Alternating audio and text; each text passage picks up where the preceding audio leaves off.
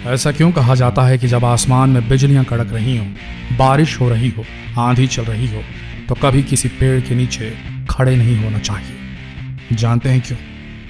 इसलिए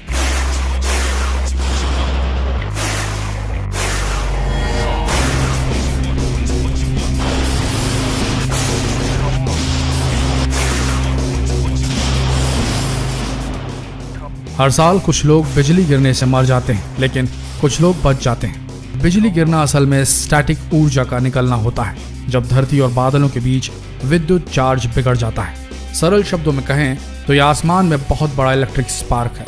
समुद्र का पानी भाप बनकर ऊपर उठता है और जैसे जैसे ऊपर पहुंचता है ठंडा होने लगता है। ठंडे होकर पानी की छोटी छोटी बूंदों के रूप में इकट्ठा होकर बादल का रूप ग्रहण करने लगता है।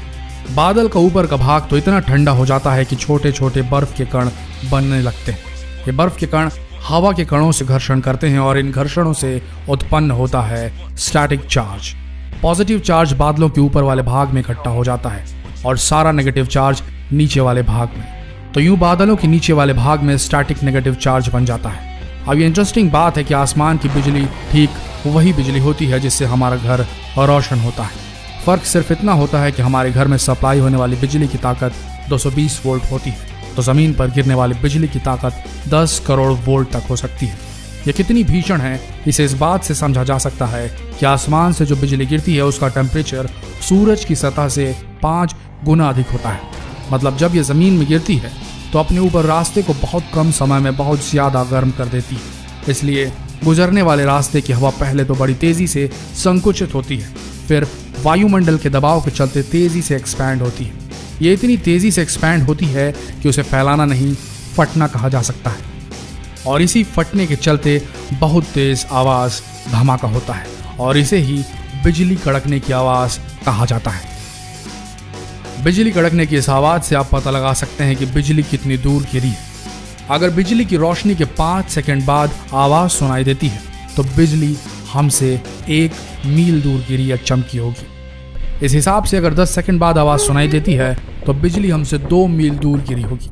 ये अंतर इसलिए क्योंकि प्रकाश की गति ध्वनि की गति से तेज होती है। वैसे हम केवल 12 किलोमीटर दूर तक की बिजली कड़कने की आवाज सुन सकते हैं। इंसान पर बिजली के गिरने से क्या होगा? जितने लोगों पर आज तक बिजली गिरी है उसमें से केवल 10% लोग ही मरे हैं, क्योंकि आसमान से गिरने वाली बिजली का तापमान और करंट चाहे बहुत ज्यादा हो, लेकिन ये रहती सेकंड के 1000वें से लेकर 500वें भाग तक ही है। यह ऐसा ही है जैसे किसी गर्म तवे को फटाफट छूकर उसमें से हाथ हटा लेना। लेकिन फिर भी आसमान से गिरने वाली बिजली अपनी शक्ति के चलते, जिसकी तुलना हमने गर्म तवे से नहीं सूरज की रोशनी से की थी, बहुत ज्यादा नुकसान पहुंचा देती है।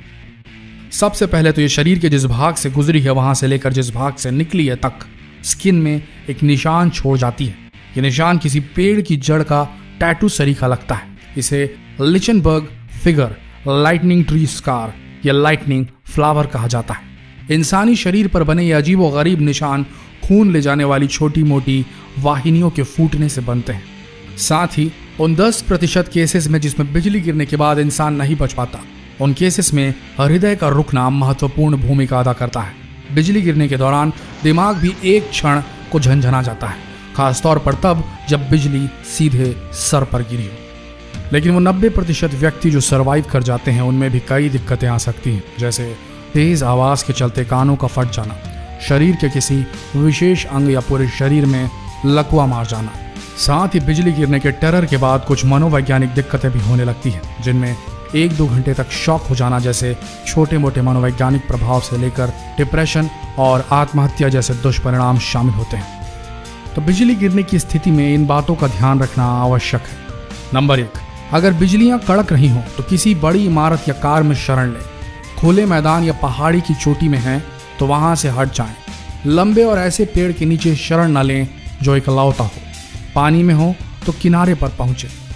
नंबर 2, अगर किसी पर बिजली गिर जाए तो फौरन डॉक्टर की मदद मांगे। ऐसे लोगों को छूने से आपको कोई नुकसान नहीं पहुंचेगा। नंबर 3, अगर किसी पर बिजली गिरी है तो फौरन उनकी नब्ज जांचें और अगर आप प्रथम उपचार देना चाहते हैं तो जरूर दें।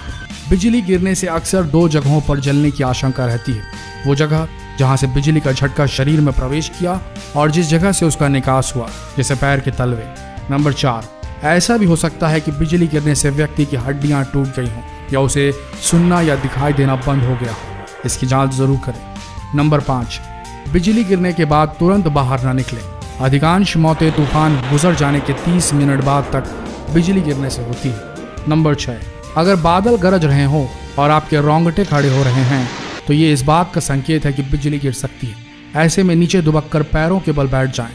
अपने हाथ घुटने पर रख लें और सर दोनों घुटनों के बीच। इस मुद्रा के कारण आपका जमीन से कम संपर्क होगा। नंबर 7, छतरी या मोबाइल फोन का इस्तेमाल बिल्कुल ना करें।